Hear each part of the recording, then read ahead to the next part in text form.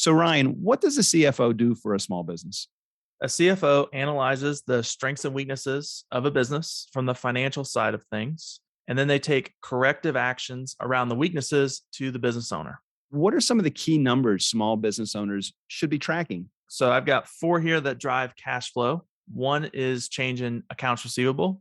2 is your change in asset. 3 is your change in debt. And then 4 would be owner's draw or equity. What are some of the challenges that you help small business owners overcome?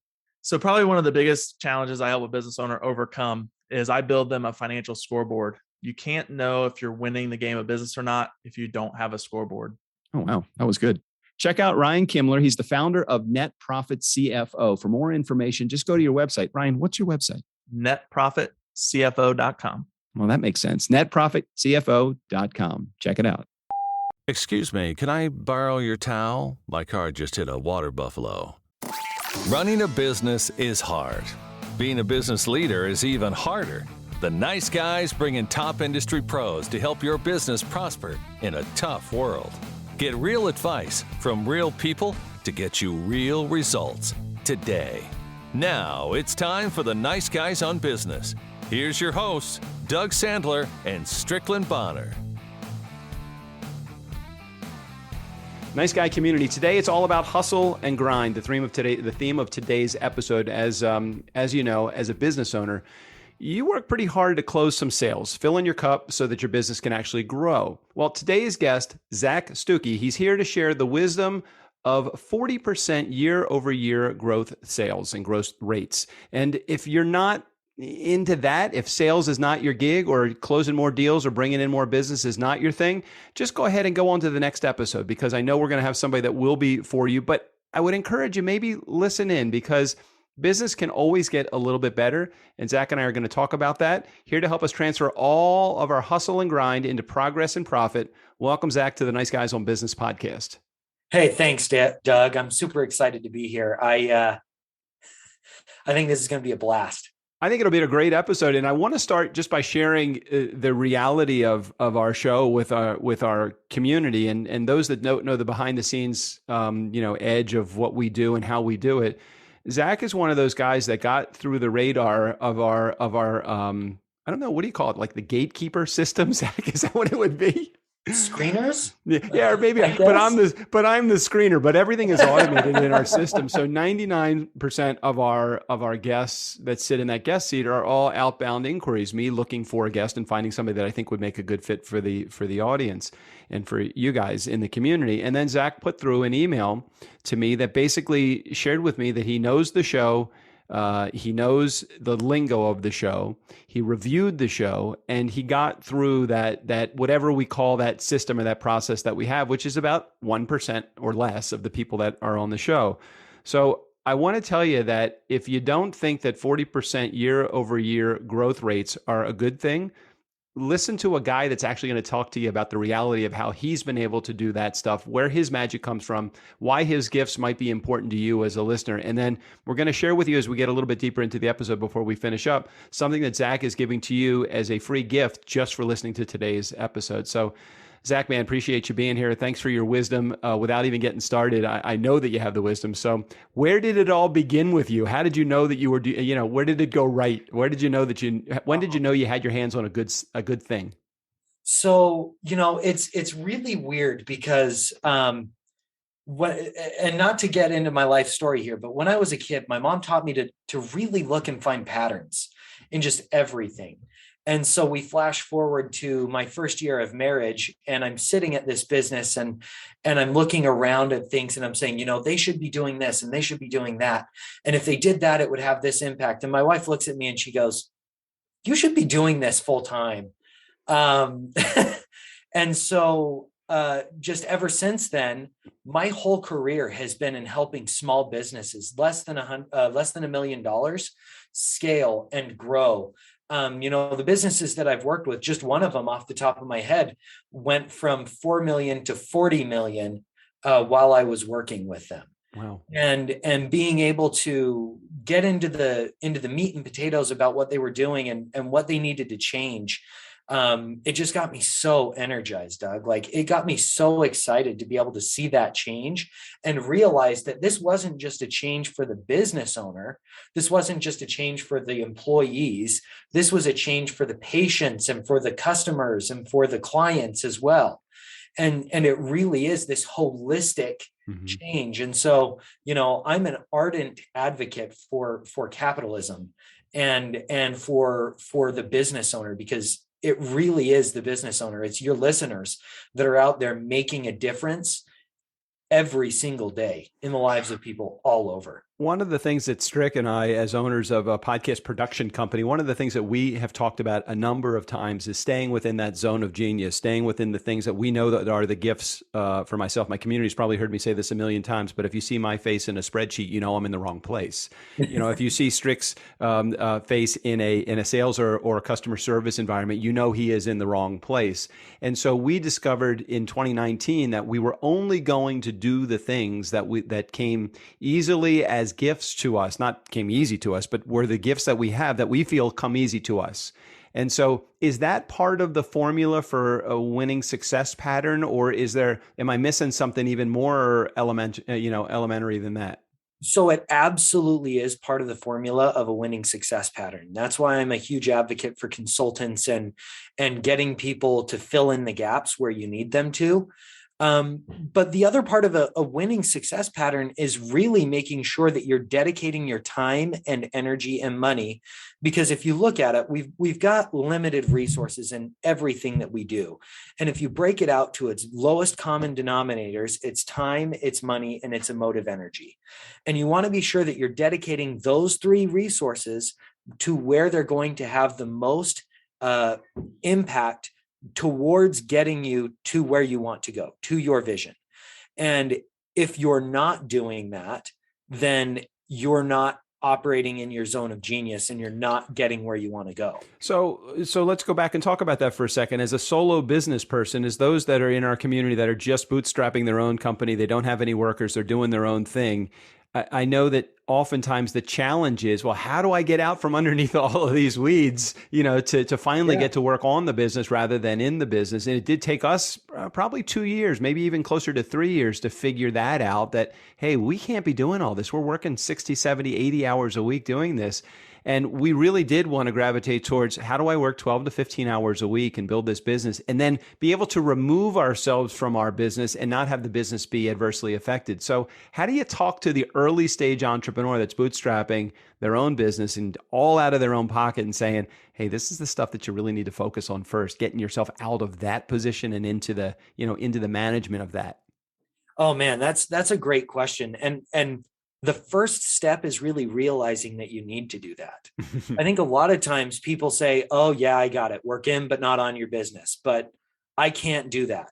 No, you absolutely can do it. And that does absolutely apply to you.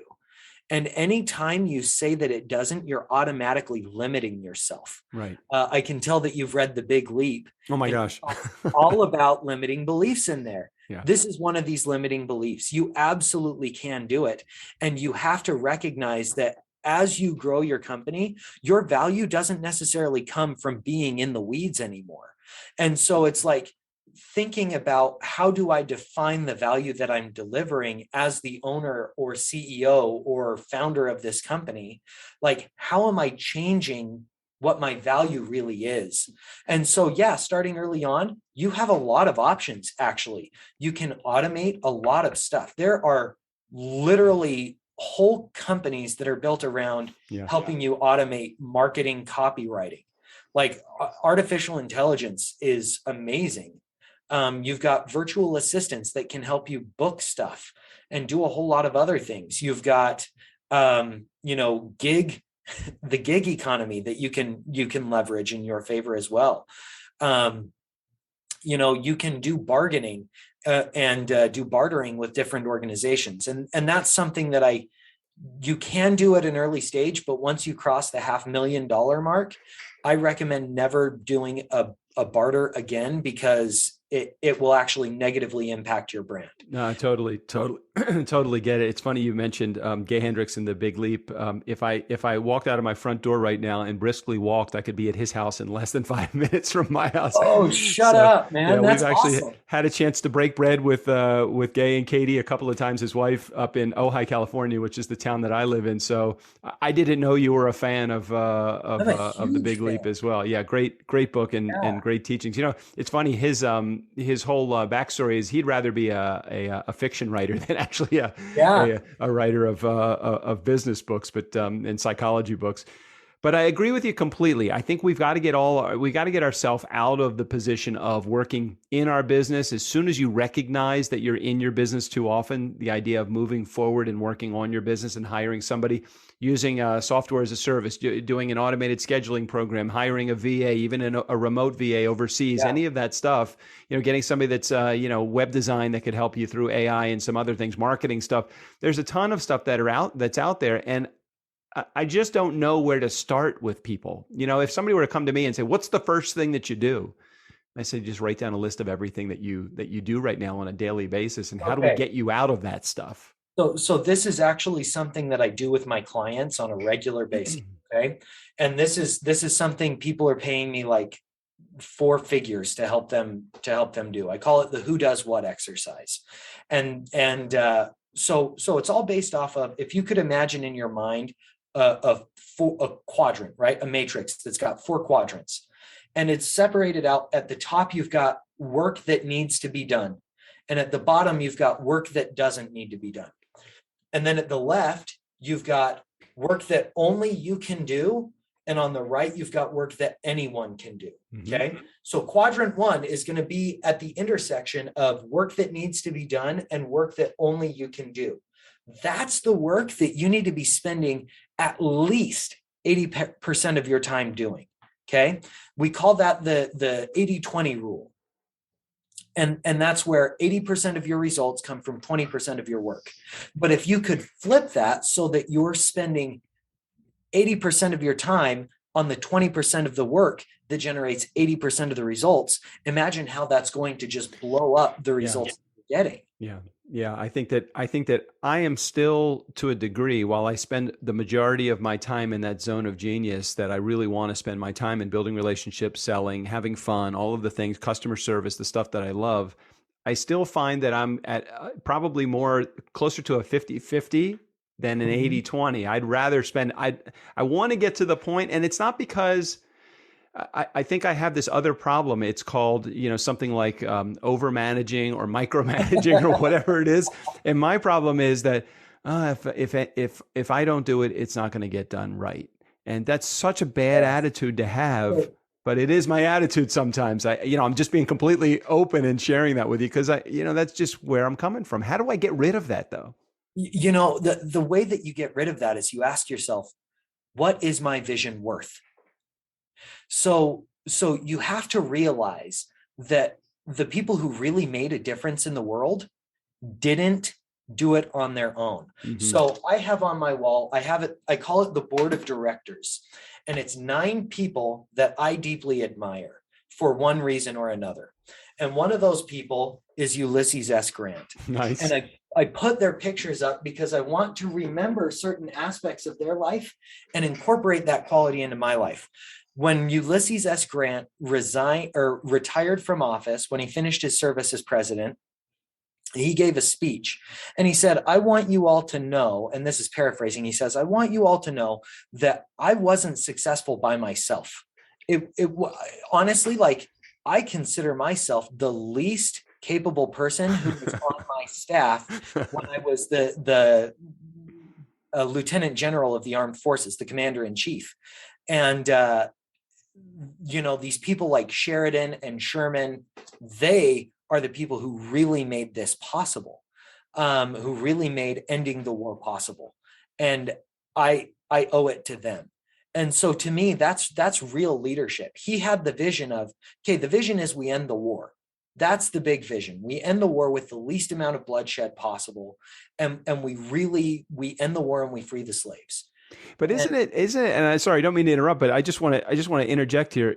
It's not, in my opinion, and again, I completely could be off base here, but it's not just putting people in position, it's putting the right people on the bus. Because the part of the problem is sometimes you put the wrong people on the wrong, you put the wrong people on the bus. You could have the right people, put them on the wrong bus and still get the same results. You could have the wrong people, put them on the wrong bus and again, still have bad results.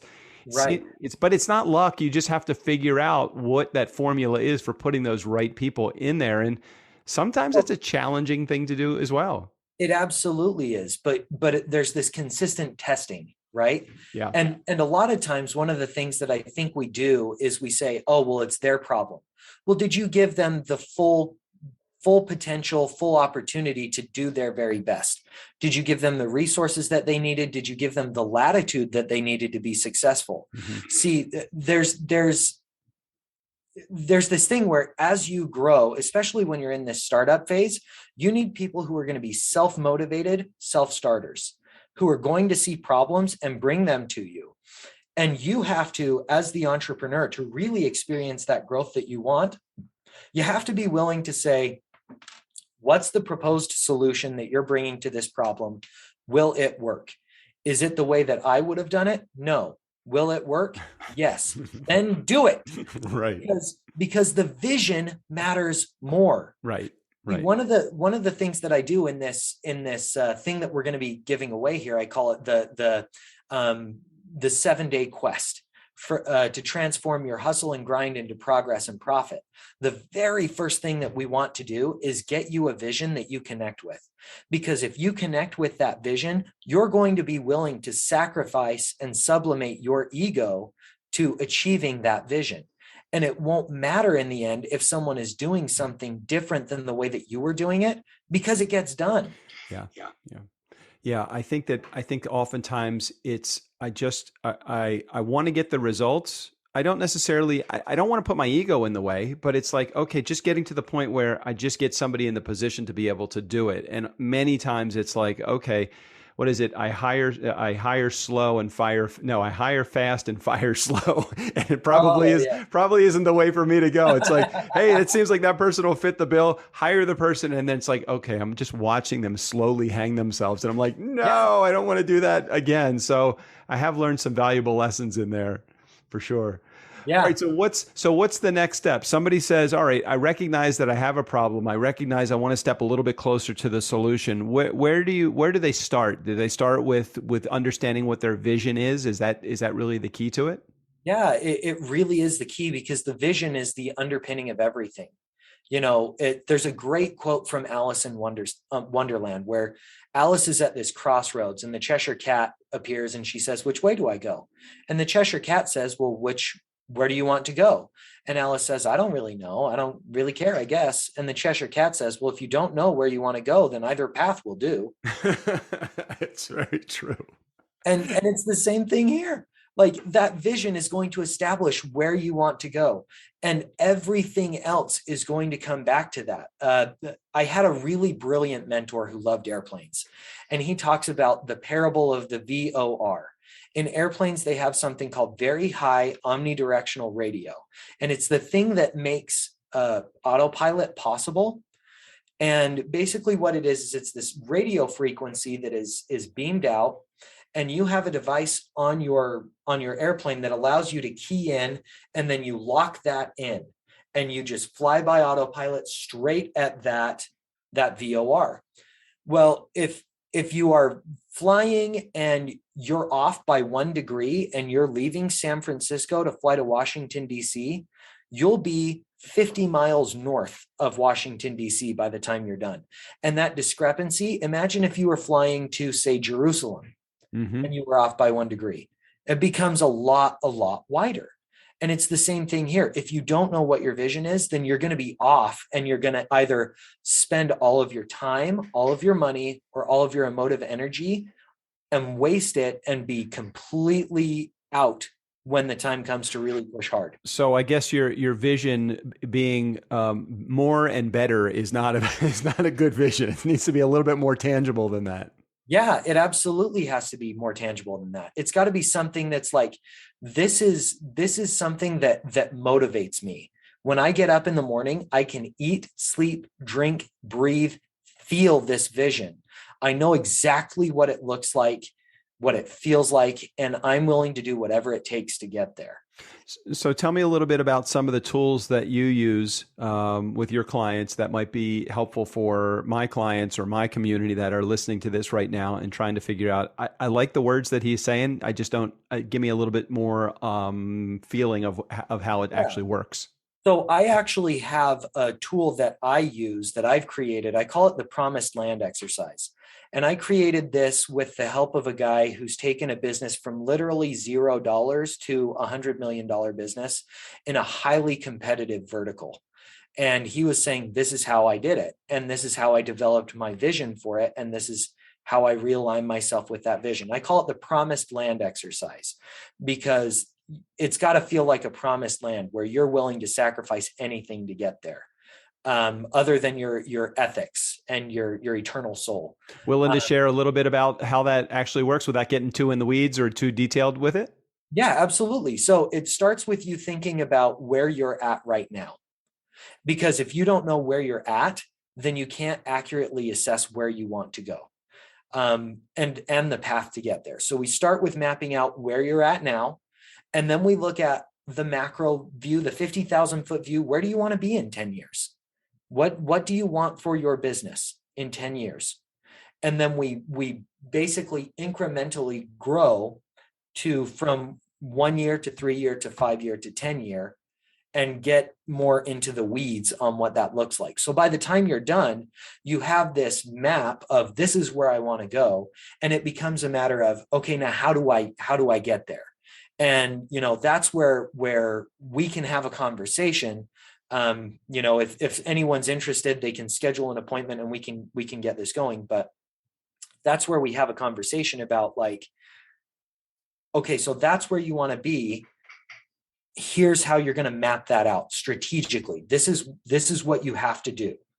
And really get into more of that nitty-gritty strategic planning.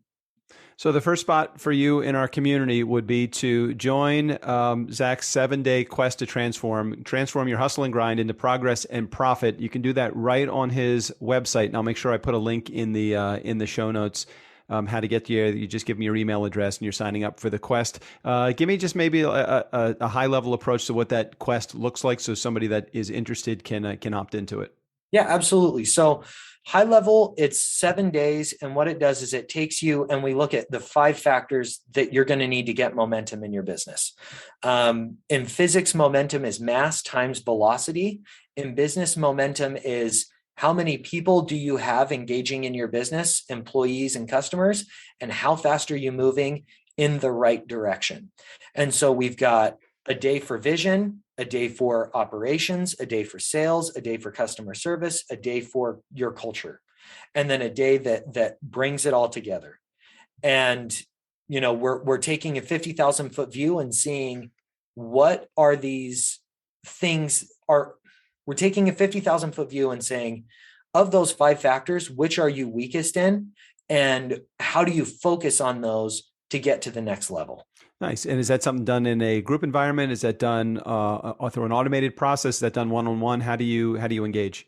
So the way that we engage is that they sign up for the email. It's an automated email. They're going to get an email a day to be able to put this together. It takes 15 minutes of introspection. We know that you guys are busy, and we want to give you these quick wins that are going to be able to be implementable.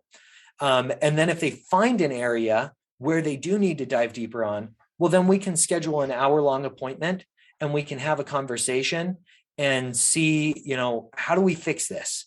How do we fix where you're stuck? Or are you even really stuck?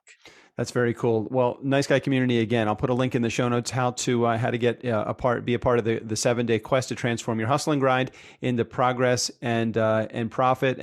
And Zac, again, thank you so much for sharing your message with my community. I know this is going to hit home with a number of people in our community. Now is the time. Nice Guy Community, if you've never taken action on anything over the last 7 years and 1,300 episodes of listening to our show, today is the day that you should be doing it. It sounds like a really cool thing. I know I'm going to opt into this. I want to see what the 7 days looks like for my own set of what are the things that I am weakest at. I think I might know, but I'm not 100% sure. But I'm going to opt into it just to see what it does for me. Thanks for being here, Zac, and sharing your message. Thanks, Doug. It was a pleasure. Hey, Nice Guy community, never underestimate the power of nice. Again, special thanks to Zac Stucki. All of his information, including access to his 7-day quest, will be right there in the show notes. Steve O'Brien, go ahead and take us out of here. For the Nice Guys on Business, the only podcast I provide voice for and also actually listen to, I'm Steve O'Brien. Well, that's what I tell them, at least. Listen to the beginning and the end. All the stuff in the middle is just yak, yak, yak, yak, yak.